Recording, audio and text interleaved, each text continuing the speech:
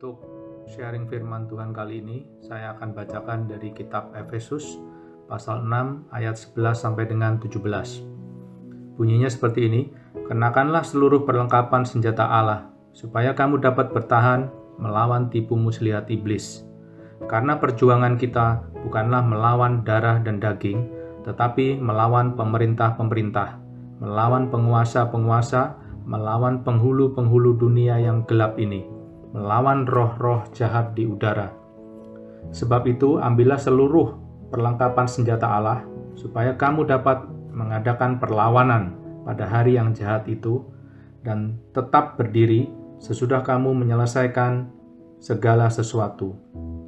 Jadi berdirilah tegap, berikat pinggangkan kebenaran, dan berbaju sirahkan keadilan. Kakimu berkasutkan kerelaan untuk memberitakan Injil damai sejahtera. Dalam segala keadaan, pergunakanlah perisai iman, sebab dengan perisai itu kamu akan dapat memadamkan semua panah api dari si jahat. Dan terimalah ketopong keselamatan dan pedang roh, yaitu firman Allah. Ya, jadi kita harus sadar bahwa sebagai seorang Kristen kita ada dalam peperangan. Ya, kalau kita baca tadi dibilang untuk kita berjuang bukanlah melawan darah dan daging. Ya, berjuang di sini di dalam terjemahan aslinya atau bahasa Inggrisnya adalah bergumul. Ya, jadi dalam peperangan adalah penting untuk mengetahui siapa diri kita dan siapa musuh kita. Dan untuk itu kita perlu mengenal siapa sebenarnya musuh kita. Jadi kita tadi dikatakan di situ bahwa musuh kita adalah penguasa kegelapan dan roh-roh jahat di udara. Dan juga kita juga tahu bahwa musuh kita adalah bukan musuh yang kasat mata, yaitu iblis, yang disebutkan juga di situ di ayat tadi bahwa senjata yang dipakainya adalah tipu muslihat. Sehingga sebenarnya peperangan yang terjadi ada dalam hati dan pikiran kita. Tanpa selalu kita sadari, sebenarnya seringkali kita berada dalam pergumulan melawan iblis. Sekarang kita perlu mengetahui kekuatan daripada diri kita sendiri.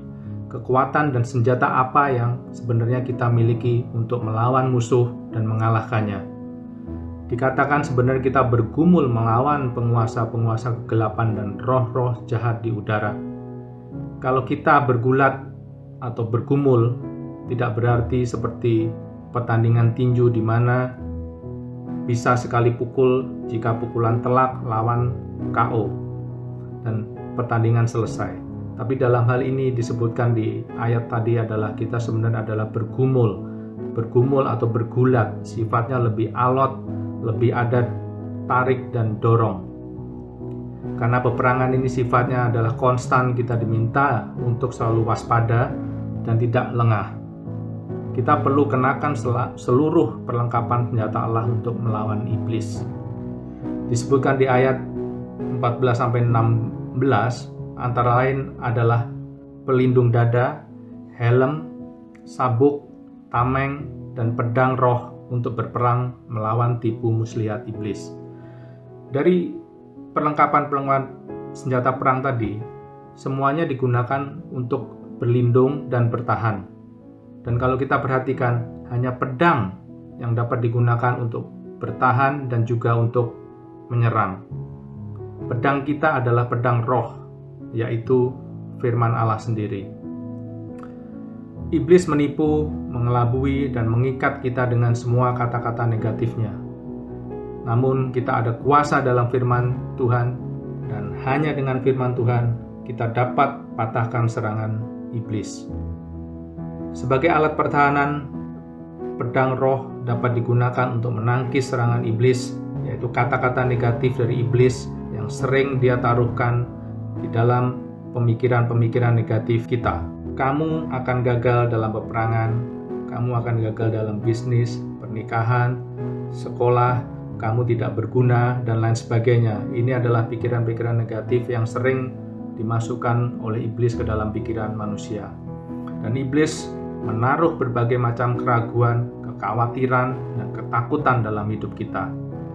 Kita harus gunakan pedang roh untuk menangkis dan juga menyerang balik. Seperti kita lihat di cerita bahwa setelah 40 hari 40 malam Yesus berpuasa, Yesus dicobai oleh iblis, ya, dan Yesus mengajarkan kepada kita untuk bagaimana menggunakan pedang roh, yaitu firman-Nya, untuk melawan iblis. Kita buka di kitab Matius pasal 4 ayat 2 sampai dengan 4. Dan setelah berpuasa 40 hari dan 40 malam, akhirnya laparlah Yesus. Lalu datanglah si pencoba itu dan berkata kepadanya, "Jika engkau anak Allah, perintahkanlah supaya batu-batu itu menjadi roti."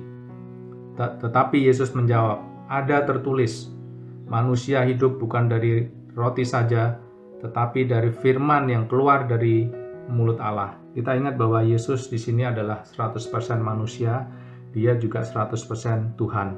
Dan dalam hal ini, setan mencoba menggoda atau mencobai Yesus sebagai manusia yang sedang lapar untuk menjadikan batu menjadi roti untuk dimakan.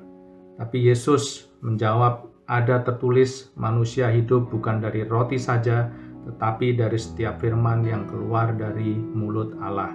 Ya.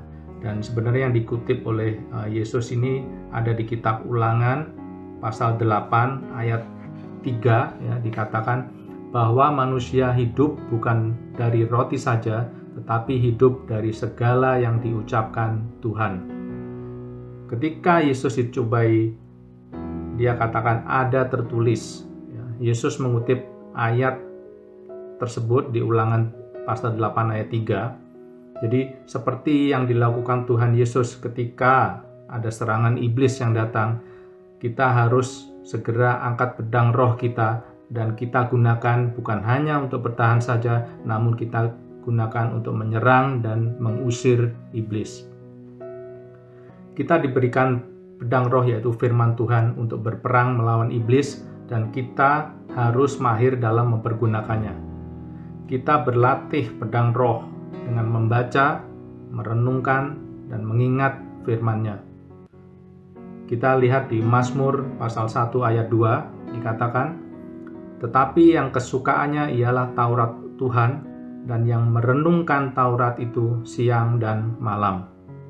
Dari bahasa asli Ibrani, merenungkan dalam hal ini adalah mengucapkannya dengan suara lirih atau bergumam.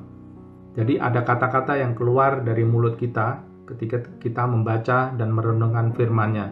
Dan ini dilakukan siang dan malam, yang berarti kita perlu melakukannya secara konsisten. Sebenarnya kita mengucapkan firman-Nya secara terus-menerus. Ini adalah bagian dari latihan kita dalam menggunakan pedang roh.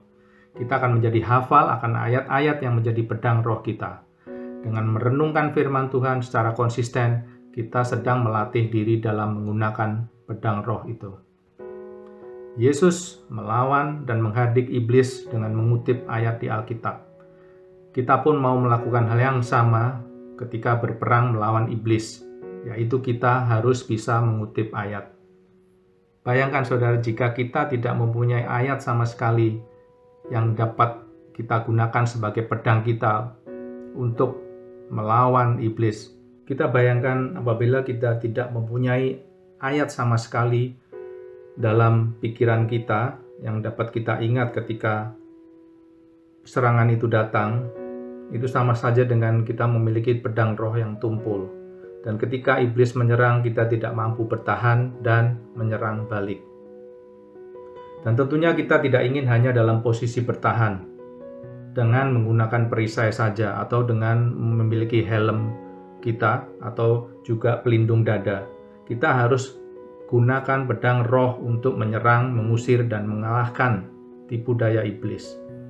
Sebagai contoh, ketika iblis taruhkan kekhawatiran dalam hati kita dan pikiran kita, kita memiliki firman Tuhan yang dapat kita gunakan, ya, untuk menangkis dan melawannya. Misalnya di Filipi 4 ayat 6 dikatakan, "Janganlah hendaknya kamu khawatir tentang apapun juga, tetapi nyatakanlah dalam segala hal keinginanmu kepada Allah dalam doa dan permohonan dengan ucapan syukur. Jadi kita sudah menyatakan semuanya, apapun itu, ya, kekhawatiran kita, semua persoalan dan segala bentuk kekhawatiran kita dalam doa, dan kita diminta untuk tidak khawatir lagi. Kita sudah serahkan semuanya kepada Tuhan, dan Tuhan yang akan turun tangan. Ya, ini adalah salah satu contoh bagaimana kita menggunakan pedang roh atau firman Tuhan ketika kekhawatiran menghantui kita. Dalam peperangan kita tidak boleh lengah dari serangan iblis yang bisa datang kapan saja secara tiba-tiba. Kita harus senantiasa berjaga-jaga dengan pedang roh siap di tangan. Semakin banyak ayat yang kita renungkan dan hafalkan, semakin kuatlah kita. Ya, ada sebuah perkataan, lebih baik berkeringat di tempat latihan daripada berdarah di dalam peperangan. Jadi lebih baik kita berlatih keras untuk mahir dalam menggunakan pedang roh dengan membaca dan merenungkan firman Tuhan daripada kita berdarah atau kalah dalam peperangan melawan tipu daya iblis. Demikian sharing dari saya, semoga dapat menguatkan kita semua. Amin. Saudara sekalian, Brother Bambang telah menyampaikan harusnya kita siapkan diri kita karena kita ini hidup di dalam peperangan dengan roh yang ada di udara, yaitu iblis dan juga kedagingan kami. Marilah kita membawa diri kita dekat dengan Tuhan, dekat dengan firman Dia, maka kita akan mempunyai kekuatan dan juga kemenangan di dalam Yesus Kristus. Mari kita percaya apapun yang terjadi dalam kehidupan kita, jangan kita negatif. Kita percaya bahwa Yesus adalah Tuhan kita, Dia telah berperang buat kita, bahwa kemenangan telah Dia miliki, dan kita adalah anak-anak Dia, kita juga akan menjadi anak pemenang. Mari kita berdoa. Terima kasih Tuhan Yesus atas firman Engkau yang begitu luar biasa. Berkatilah kami, jamahlah kami, supaya kami sungguh bisa ngerti rencana Engkau di dalam kehidupan kami. Tuhan, kami mau pegang janji Engkau, bahwa Tuhan telah memberikan kami kekuatan, Tuhan, untuk memenangkan segala masalah dalam kehidupan kami. Berkatilah studi, berkatilah keluarga, berkatilah pekerjaan kami. Oh Tuhan, perusahaan yang dimana kami kerja, Tuhan Kau lindungi. Dan juga yang usaha, Tuhan berkatilah usaha kami, karyawan yang kerja buat kami. Tuhan, pembeli Tuhan Engkau kirim supaya Tuhan bisa sukses dari toko saya, pabrik saya, kantor saya. Tuhan Yesus, semuanya Tuhan yang anak-anak Engkau lakukan, Tuhan Engkau lindungi, Engkau jaga. Dalam nama Engkau Tuhan Yesus, kami berdoa untuk kota Jakarta. Tuhan, biarlah Tuhan COVID ini jangan naik terus, Tuhan bisa turun, dan seluruh Indonesia juga sama Tuhan. Dalam nama Engkau Tuhan Yesus, kami berdoa dan minta tolong. Tuhan berkati juga saudara-saudari kami, teman kami yang kena COVID. Tuhan, tolonglah mereka, pulihkan mereka, sembuhkan mereka. Dalam nama Engkau Tuhan Yesus, nama di atas segala nama, kami berdoa. Haleluya.